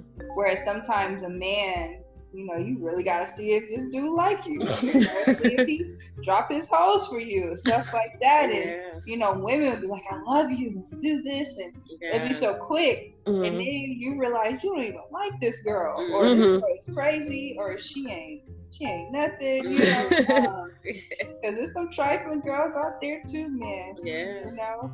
People. My thing I always say, I'm like, you know, it's people just will do. Don't put your hopes up too high. They just do anything if you let them, or if they feel like they can get away with it. I'm so glad that the things that we actually touched on in regards to, you know, communicating and figuring yourself out and not trying to, you can't force anyone. If I didn't take anything else out of here, is you cannot make someone do right or love you or love themselves for that matter. That's something that you have to do on your own. Whether you need some help, whether you need some, you know, therapy, or you need a book, or you need, you know, to talk to somebody, or you need to get a journal, or whatever that process or whatever that may look like for you, you certainly need to do it, because trying to, you know, match up with someone and do all the things that you all have done together would just be a shipwreck if you can't even stand on your own 2 feet as a man or woman and be, you know, confident and content with yourself. Some people can't even sit with themselves for too long. Right. Absolutely. I love being alone. Yeah. I love when she go to the store. Oh, you do? Well, you said to the store, not too far. Right. Because she be gone about an hour and a half. You know, that'd be like my little time. But you know what contribute just to that when we touched on friendship. Mm-hmm. You know, I think you also have to. Everybody wants to say they're best friends and they're friends. They're sometimes they're not. And I'm like, this how you do your friends? Yeah. You know, because when Ashley and I were first together, I knew that we had an age gap, a couple of years. I knew she was new to being an adult away from her mom, and I knew she was new to this gay world because that is a real thing. Yes. You know, may not think, but it is. So something that I knew I had to do was not control her.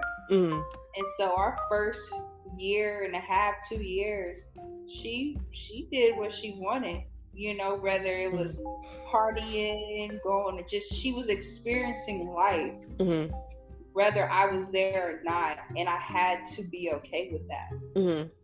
And I had to know that, you know, she's either going to come back home or she's not. But I can't control that. But I know that she would have resented me if I would not allow her to live her life.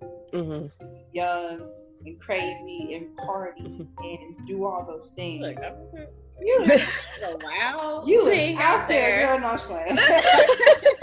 But I'm just saying, you know, things that she was doing, I had already done. You know? And I knew that I just can't, you know, I saw from experience other relationships where they just hold on to people. Yeah. You know, kind of like stunts their growth, sort of. Yeah. And I wanted her to have fun. I wanted her to do all the stupid stuff I did or not or whatever, you know, because.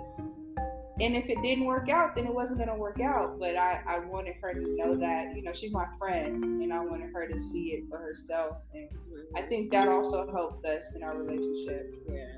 That shows a level. To the wolves. That shows a level of maturity, being able to, you know, step back and see that. Some people take those, that inexperience, and they want to capitalize on it. They want to use it to their advantage, and you know, that's where like manipulation sets in, control sets in, and then those secondary emotions where you start to feel angry. Now you're like looking and you're like, wait, I didn't get to do none of that. Like, why would you? Now you know, looking at your person that's supposed to love you. Not saying Candy would do anything like that, but if it had been that way, you know, now you're looking at her like, why would you do this? Why would you do this? Yes. Why would you do this? Evil person. But a lot of people will take total advantage. And if I can refer back to the old tea of when you guys first got together, I can almost assume that people may have even thought that was going on or could have gone on, being that there is an age difference. And I think that's what a lot of people like to go to when they see somebody there's an age difference. It's like, you don't know anything. They're just going to control you, or stuff people say. But I'm glad that, Kate, you're so mature. Yeah. Like, she was a really good friend. That is a good friend. I feel like your friend shouldn't, stop you from doing things that, one, they know you're going to do or want to do.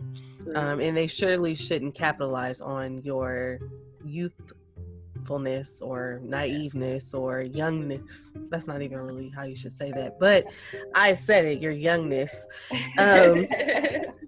What's funny? When we were dating, she was 18, so she couldn't get into clubs or nothing until we fixed that. Hello. So anyway, there was this hookah lounge in El Cerrito, which I never knew about. Girl, it used to be lit in there. Right. Yeah, I didn't know. Thank you. She showed me what the 18-year-olds was doing, So I was going there for a second. It was a lot. So one night it was super lit. It was lit. Cracking. And I knew she was a dancer. Like, she loves to dance. And she, like, we were dancing a little bit, but I don't dance all night. That's not me. And I told her, I said, you can dance with other people. And she was like, you won't get mad, or and I'm just like, that's not, you can dance with whoever you want to dance with. You know what I'm saying? I just said, respect yourself. Don't let anybody disrespect you. It's not about me. And it was crazy. I saw the look in her eye, like, what? She went on that dance floor and tore it up. Right? Yes. But that's just me. Like, I'm not gonna stop you from being you. She can dance on every dude or girl in the club, but she's leaving with me. Right. And if I want to dance, I know where she at. Confidence and security within. I think for me, being that I like to go out and I like to dance also, and I always ask the person that I'm talking to, like, are you okay? Because I know how to just, some people don't, but I know how to dance with a person, and then it's just that, but there are things that you can do while dancing where you didn't took it too far. And some people, they don't either they don't have that boundary, or they just don't care. And I think that's important to have. I've seen, like, my parents, when they would go out, or they would tell me they went out or whatever, and then my dad like, yeah, she was dancing with such and such, and I'm like, you okay with that? And he's like, yeah, like, it just should be and can be just a dance. You can say, I tell the person, thank you. I'm so polite. I'm like, thank you. I'll be like, thank you, dance over, whatever. See you next time. You don't need to buy me no drink and nothing like that. I just see you, whatever. But I think that's, like, amazing that, you're like that. And there are other people in the world that are like that. Some people feel like they just can't just relinquish that hold on somebody. And it's like, it's just a little dance out here. We came together in the same car. We're just I'm going right back here. My ride. We're going back. Right. We're back. That's whatever works for you in a relationship. I think, sometimes it doesn't work. I think we figured out what works for us, and there's other parts, I'm sure, in the relationship where I'm probably more, could be controlling about, or this and that. But as far as a little tight, but like, as far as, like, being out, we could be out and people won't even know we're together unless they know us. Because we just be big chilling. Or, they probably think y'all two friends. I mean, there's been times, they think we're sisters. Yes, they say y'all start to look alike after so long. There's been a time we went out and this girl was shooting her shot at Ashley in front of me. Because she couldn't tell we was together. And I was just like, she probably didn't want to see it. Maybe she just didn't want to see it. Maybe she didn't even think. I'm trying to be devil's advocate. She came there with somebody. That's what made it just even more. I was like, wow. Some people don't care. They don't care. They don't see what's up with you. Okay. That back there. But I thought it was cute. I'm like, oh, cute pulling. You got it, girl. You know, like I'm retired now, so don't nobody ask me anymore. Please. Girl, stop playing. Yeah. Ashley scared everybody off, so you know. No. Plus, I'm just pregnant and stuff. Don't nobody want me. People like them. People like the pregnant ones. Yes, I don't know what it is. People like the pregnant ones. I don't know. I've heard they like the pregnant ones. But no, this has been a fun experience, and just even with marriage, we know how hard it is. It's hard though. Yeah. You know, I can say our first years of but not married were horrible. Yeah. But we tough. But marriage has been fun. I mean, surprisingly, it has been very easy for us. It has been fun. We've had issues, but more so with growth. You know, now we're trying. I like to be. I don't like. I'm learning how to appreciate where we are, but it's hard because I'm always looking for the next thing. The next thing. Okay. Yeah. So you know, enjoy the time. I know it's hard. I'm just like, oh, I gotta do this. I gotta do that. Like, you know, like I'm planning on being promoted at my job soon, and I'm claiming it already. Like because I'm putting in the work, I know it's gonna happen. Because I know I need to make more money. Because I know this kid is coming, and I want to be in a position to where when they start playing sports or something, I want to be able to go to their games. You know, or I want to be able to be available to do these things. So I keep telling myself, "Oh, I need to do this work now." You know, like, but you're pregnant now, girl. You about to start slowing down. You gonna slow down a little bit. I haven't been to work since January, since Kobe died. I keep forgetting it's a pandemic. Yeah. I work from home. I mean, I'm happy. I've done what I put myself in a good position to where when this happened, I was able to still work from home and I just do my job from here. So my people haven't seen me. Still get paid. I'm telling you, I think that's a wonderful thing. I was talking to a friend from high school earlier while I was on my walk, and I was like, this pandemic, I know it is just a pain in the back in moments, but in the grand scale of things, in ways, it's been really great. Because let's say this wasn't happening, you probably might still be at work, and it gives you time to spend together. Bonding, making appointments or whatever it is that you guys weren't able to do with, it's allowing you just more time. And that's the difference that I've learned and read from the difference between people who are a little bit more well off and people like us. Like, it's time. Like, it's the key thing, where we don't have the time to spend with each other, or the time to read a book, or the time to plan something or look into a new hobby or something like that, because we're so busy, always on the go and working and trying to get to, like you said, we're trying to get to the next thing.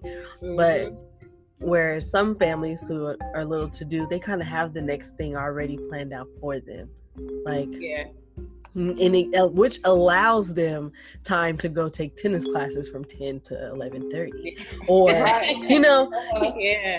to do stuff like that, or to build their new global empire of some sort. Like, it just allows that time is so important, because you can't get it back. Like, and if you're always like working and doing this and that, trying to put these pieces together and catch up and bounce back from this that happened, like, it's really hard. So I'm for you guys, and you being pregnant, who wants to walk around and be able to tell people and look at people in the face all day like you? Absolutely. I know it's almost I've never said this before, but it's been a, what do you call it? What is privilege that I've been able to, be a it's part crazy of. that we even have to say a privilege, but it is a I mean, privilege. I've never been able to say privilege before, that I'm privileged to do anything, right? But because with this pandemic going on, I'm not affected by it, nor is Ashley. Like I said before, I was on bed rest before this even before COVID was a thing. I was home because I was so sick my first trimester and second. So I was just home throwing up, but working from home. And so now with COVID here, and people treat pregnant women so well, I can say. Oh my God, like my job and my clients are like, no, stay home. We don't want you getting sick, you know. That well, see, that's good, because some people's jobs are not. And for some people, and you know, you guys are together and all that stuff, but some women, you know, who get pregnant, especially being in the Bay Area, and we see a lot of homeless people and stuff, or people experiencing homeless in these encampments popping up just like all the time. One way or a fast way for a woman to become homeless in any way or experience homelessness is pregnancy. Because they get pregnant, and then, you know, if they had a job, they may lose it because they hadn't been there that long and they can't work, or they need like special modifications, and the job either can't provide it or they won't provide it. And so then the woman's left to either try to go to work feeling sick, throwing up, or, you know, your feet or your blood pressure or your back, or it's just so many things because your body is going through so much in efforts to, you know, create life, that they quit because they can't. It's like my health, my baby, or this job. So when they quit, then there goes the income. So if they, you know, were barely making it with rent, then now they're either living with family, or they're kind of like, you know, couch surfing, or just out there pregnant. And so that's what's going on a lot now with women, and it is a privilege, and it's amazing that you have support. You have Ashley, you're with someone, and you know, can work from home, because some jobs are not. It's like, don't even come in here talking about no P word, like you pregnant. Like I've seen it working in the banking industry. Like it's just not friendly. It's cute, you know, when you're like, oh, you got a baby shower, they throw you a little work baby shower. But you start talking about you sick, and then you got the other people who've been pregnant before. They like, I wasn't that. All that type of stuff that people project on other women because of their experience. And, you know, jobs, they think that, you know, you have a baby and it's going to be all right. Everything's going to go well. You can come back to work in a couple months, and it's supposed to be just flowers. And it doesn't always go like that. Sometimes you have your baby sooner, you have your baby later, you can go through some complications. Anything can happen, and some jobs, they don't even want to be. I can see that. I mean, working in security, I can admit I've had to fire someone, you know, who wasn't coming to work, and, you know, she was pregnant. Now, I didn't fire her because she was pregnant. It was just her lack of communication during that time, you know. And I think about that. Yeah, I think about that now. Like, could I have done more? You know, but I also feel like, regardless of your situation, you have to communicate with your job. You know, that's key. Usually, if you just say something, people are willing to be, you know, empathetic and understand. But just even to that, I hate to be the one that always got some statistic, but just even to that, you know, some people, I know someone who was pregnant, and, you know, they were told, you know, don't tell the job you're pregnant, don't mention it, don't do anything, because they're not going to understand, or they're not going to care. And surprisingly, the job wasn't like that at all. Eventually the person did tell their job that they were pregnant. But, you know, some people, they're like, oh, if I need you to lift boxes, and all you've ever done in life was lift boxes, but you are pregnant and you can't lift boxes like you used to, but you need a job because all you've ever done was lift boxes, you're probably not going to tell your employer, I can't lift boxes. Like, I didn't tell my job until I was past my first trimester, and I was still sick after that. But I will say that, you know, I work in the security industry, and it's very cutthroat. But being in management, I get treated differently. You know, they treat me better. I'm not gonna lie. Well, you know, you put the time in. Not saying that people who just don't deserve anything because they ain't been there long, but I totally can see it. And that's just how our society is. Yeah, you know, they go by, they look at me, oh, you're fine, oh, do what you need. I mean, there was a time where some days I'm just not in a good mood, and I'll text my boss, and he's like, okay, like they walk on eggshells around me, you know, like they're very careful what they say, you know, yeah, and then they're very interested. Oh yeah. Yeah, very much so. You know, I am the only, there's 2 Black women that are in my position in all of San Francisco. So that, you know, and it was crazy, which is a whole nother topic. They get us mixed up, which is crazy. Just because it's 2 of us.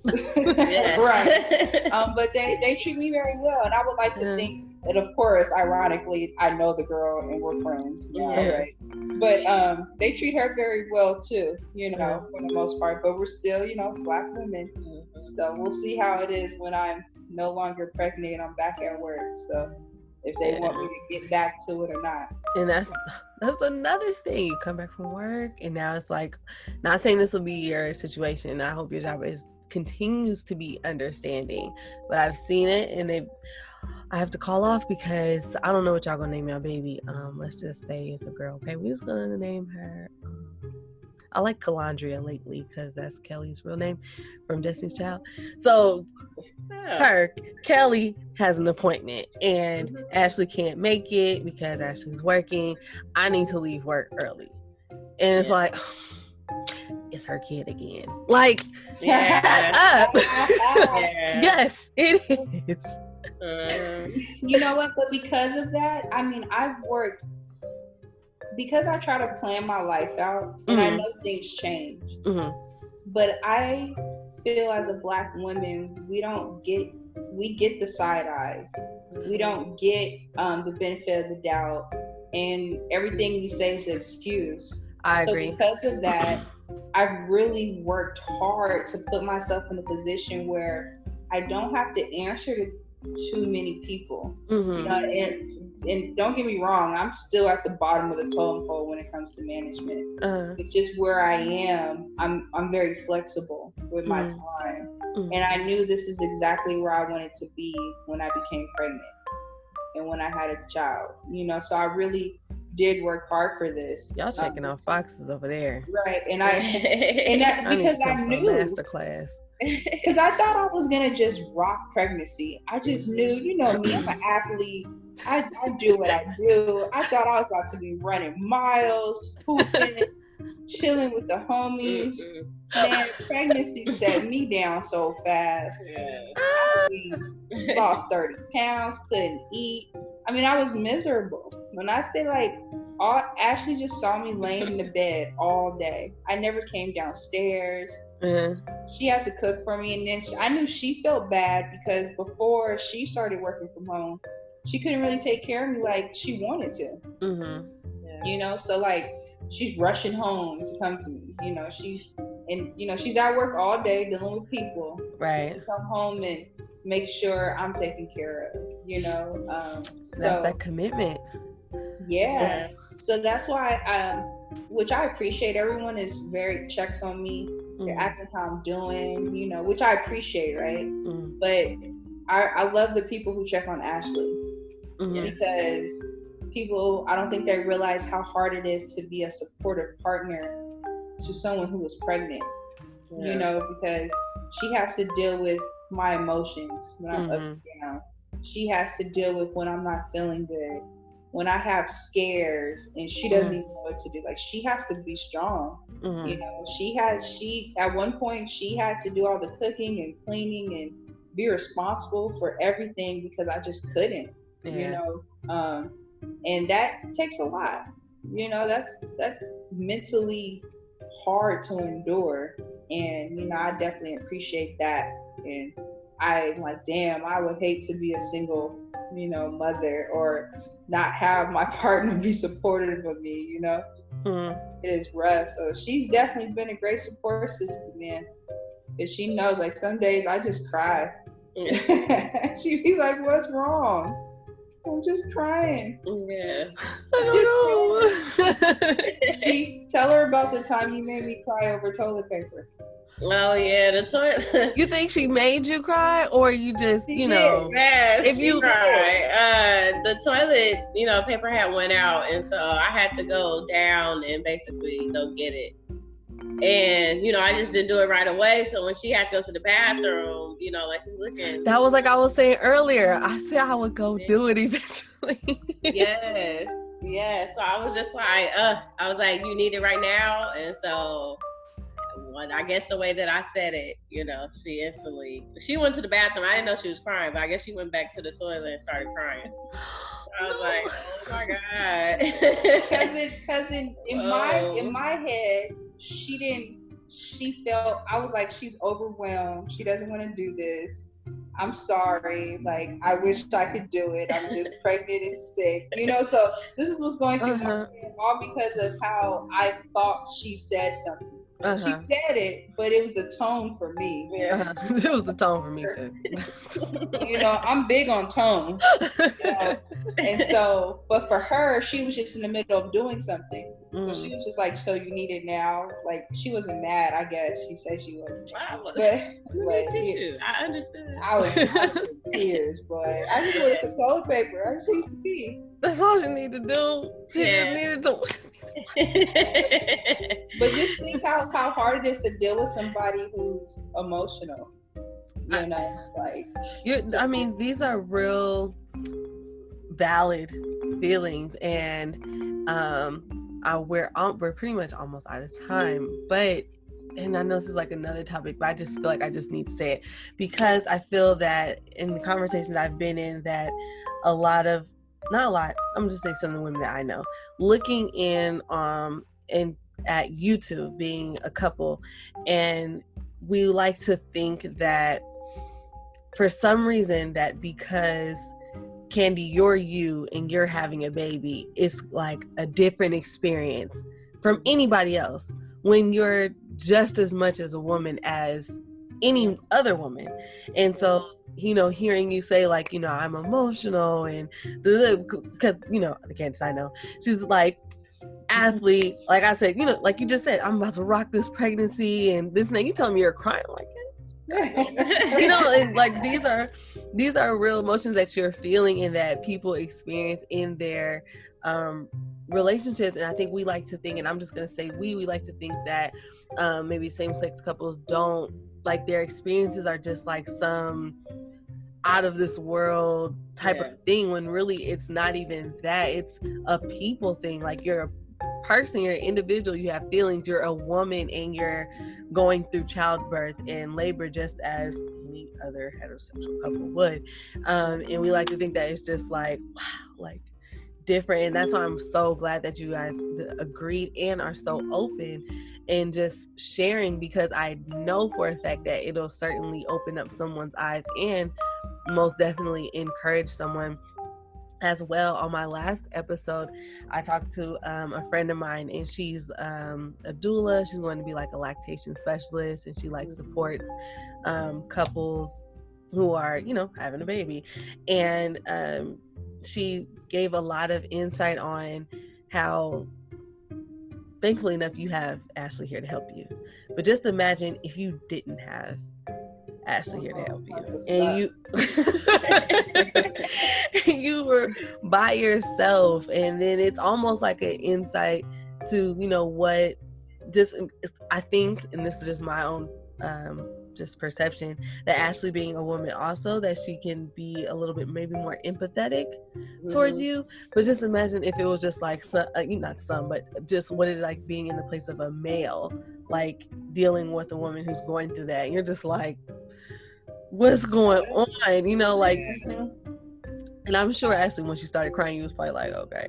So I'm sure it's the same thing, in reverse. So it's just a really great way to get, you guys are providing a really great lens into, your lives and just into pregnancy, and doing it together. And we see a lot of times in our, I would say African American culture, a lot of women are doing it alone. So I'm so glad that you do have support, whether it had been Ashley or it be your mom or Candy, your dad, or anything like that. Like, I'm so glad that you do have someone who's rushing home to come and help you. Whereas some women, ain't nobody rushing nowhere. Like, I'm very thankful. Like, you gotta figure it out. But it's so interesting to see you talking about you was crying over some tissue though. Like, I'm like, when you said tell her the story, I'm like, what is this story about you crying over the tissue? But I can totally see it. Not saying I can see you crying, but I can see why someone would probably be emotional during this time, and it'd be over, tissue. And you might have some more tissue days coming. Yeah, we probably will. We're having a home birth, so yes. Wow. So we have a doula and we have 2 midwives, so that's good.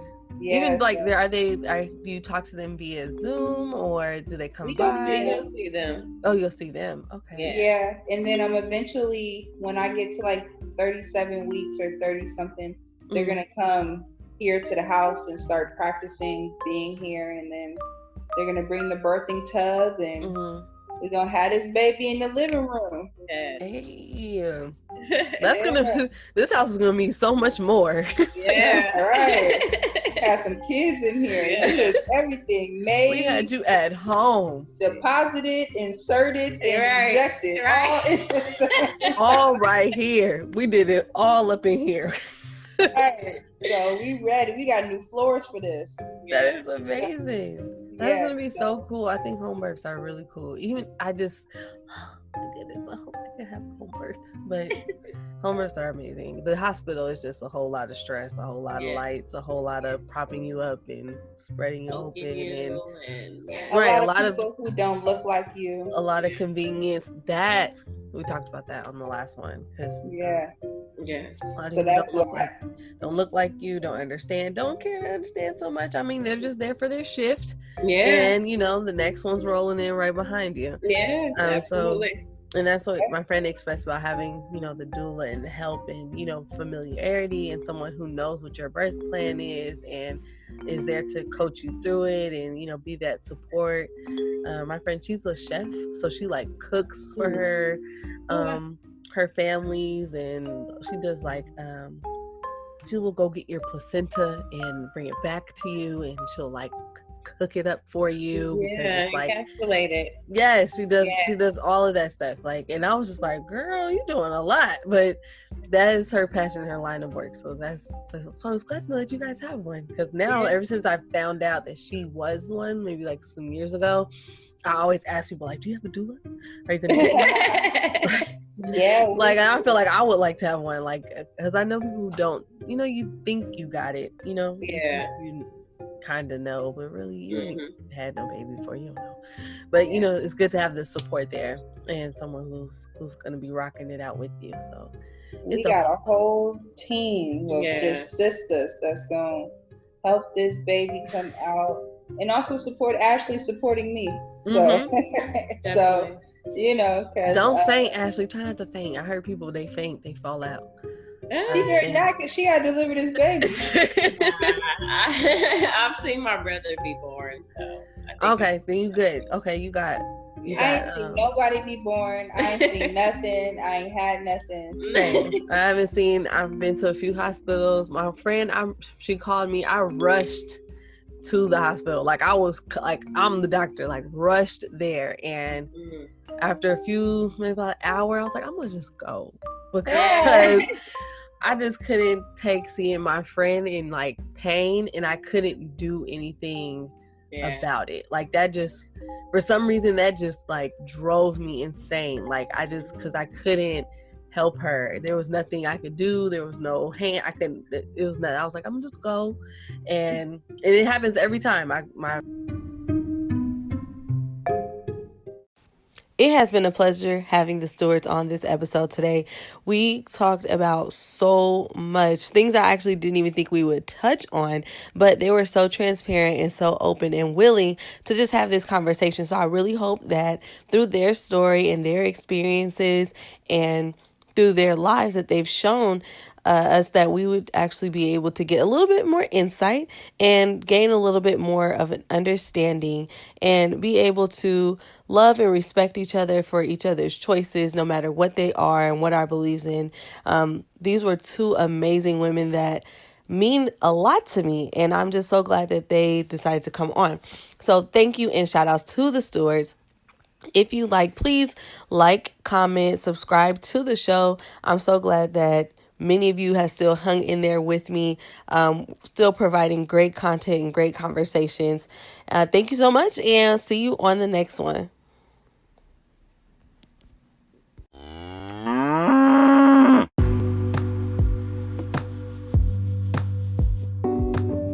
What's up, fam? If you enjoyed this episode, please feel free to share.